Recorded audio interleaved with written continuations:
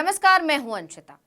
दिल्ली से मुंबई जाने वाले स्पाइस जेट फ्लाइट में एक अधेड़ उम्र के यात्री ने बहुत ही घिनौनी हरकत की। इस घटिया आदमी ने छिपकर फ्लाइट अटेंडेंट और दूसरी महिलाओं के वीडियो और आपत्तिजनक तस्वीरें ले ली। जरा सोचिए कि देश में महिलाएं ना तो जमीन पर सुरक्षित हैं, ना ही आसमान में। यह घटना महिलाओं के लिए जाहिल और गंदी मानसिकता का उदाहरण है। यह घटना बताती है कि अनपढ़ से लेकर पढ़े लिखे तबके तक हर किसी की नजर में महिलाओं के लिए खोटी है।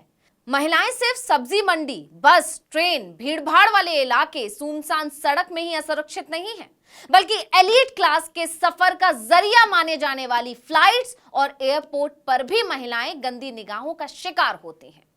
तो हुआ यूं कि एक करीब 50 साल के आदमी, जी हां, अधेड़ उम्र का आदमी, चुपचाप छिपकर महिलाओं की तस्वीरें निकाल रहा था, गंदी तस्वीरें। यह आदमी पढ़ा लिखा जाहिल है। ऐसा मैं इसलिए कह रही हूं क्योंकि ये एक नामी लैपटॉप की कंपनी में बड़ी पोस्ट पर काम करता है। स्पाइस जेट की उड़ान संख्या 157 की पहली रो में बैठे इस गंदे और अधेड़ आदमी ने एयर होस्टेस की तस्वीरें लेना शुरू कर दिया जब वो खाना परोस रही थी। उसकी बगल वाली सीट पर बैठी एक महिला ने उसकी एक गंदी हरकत देख ली। उसने इसकी शिकायत एयर होस्टेस से की। एयर होस्टेस ने कहा शक तो उसे भी था कि ये आदमी इस तरह की गिरी हुई कोई हरकत कर रहा है। इसके बाद एयर होस्टेस की शिकायत पर इस आदमी का फोन चेक किया गया। जब फोन चेक किया गया तो बगल में बैठी महिला की बात बिल्कुल सही निकली। उसके फोन से फ्लाइट में सवार महिलाओं की आपत्तिजनक तस्वीरें मिली, यहां तक कि उस महिला की भी जो उसके सीट के बगल में बैठी थी। जिसके बाद उस आदमी के फोन से सारी तस्वीरों को डिलीट किया गया। स्पाइस जेट में हुई इस पूरी घटना की जानकारी मिली उस महिला के सोशल मीडिया हैंडल से, जिसने इसका वीडियो बनाकर अपने इंस्टाग्राम हैंडल मानवी से अपलोड कर दिया था। यह महिला एक ब्लॉगर है।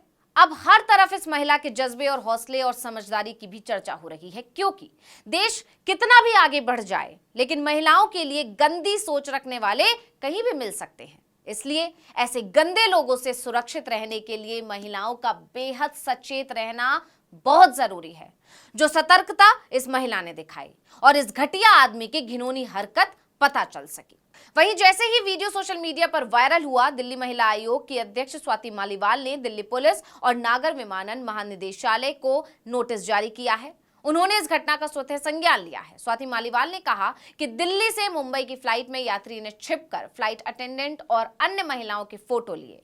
ये बेहद संगीन मामला है, इसलिए दिल्ली पुलिस और डीजीसीए को नोटिस जारी कर रहे हैं।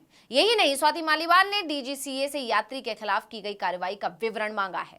ये पूछा है कि क्या घटना की सूचना यौन उत्पीड़न अधिनियम के तहत आंतरिक शिकायत समिति या किसी अन्य समिति को दी गई थी।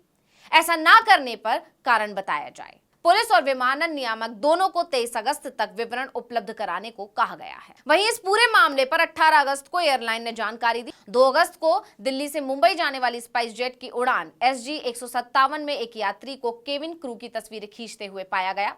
इसके बाद उस आदमी से लिखित में माफी मंगवाई गई और यात्री को फोन से तस्वीरें डिलीट करने के लिए कहा गया। अब इस तरह की घटनाएं जब सामने आती हैं तो खून खौलने लगता है। सोचने वाली बात यह भी है कि एक तरफ तो महिलाओं को सम्मान दिलाने के लिए देश का सर्वोच्च न्यायालय बड़े बड़े बदलाव कर रहा है, जिससे महिलाएं समाज में खुद को सम्मानित महसूस करें, लेकिन वहीं दूसरी तरफ बहुत ही अफसोस की बात है कि देश में ना कामकाजी महिलाएं सुरक्षित हैं, ना ही घरेलू।